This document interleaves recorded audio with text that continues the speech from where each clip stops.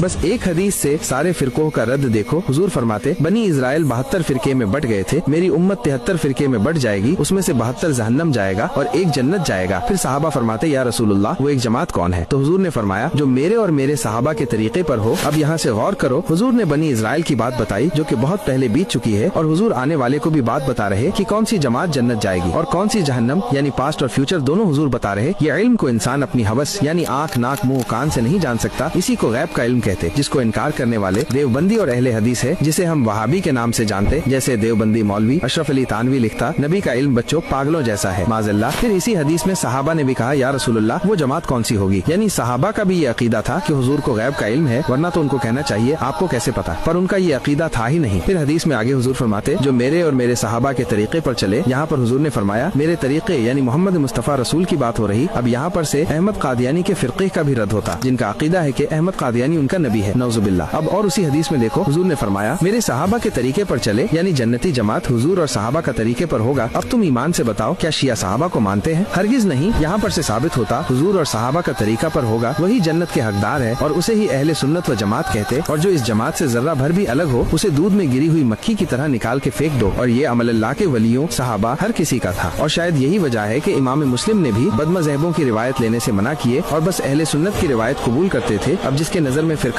बस एक हदीस से सारे फिरकों का रद्द देखो। हुजूर फरमाते, बनी इजराइल 72 फिरके में बट गए थे, मेरी उम्मत 73 फिरके में बट जाएगी, उसमें से 72 जहन्नम जाएगा और एक जन्नत जाएगा। फिर सहाबा फरमाते, या रसूलुल्लाह वो एक जमात कौन है? तो हुजूर ने फरमाया, जो मेरे और मेरे सहाबा के तरीके पर हो। अब यहाँ से गौर करो, हुजूर ने बनी इजराइल की बात बताई जो कि बहुत पहले बीत चुकी है, और हुजूर आने वाले को भी बात बता रहे कि कौन सी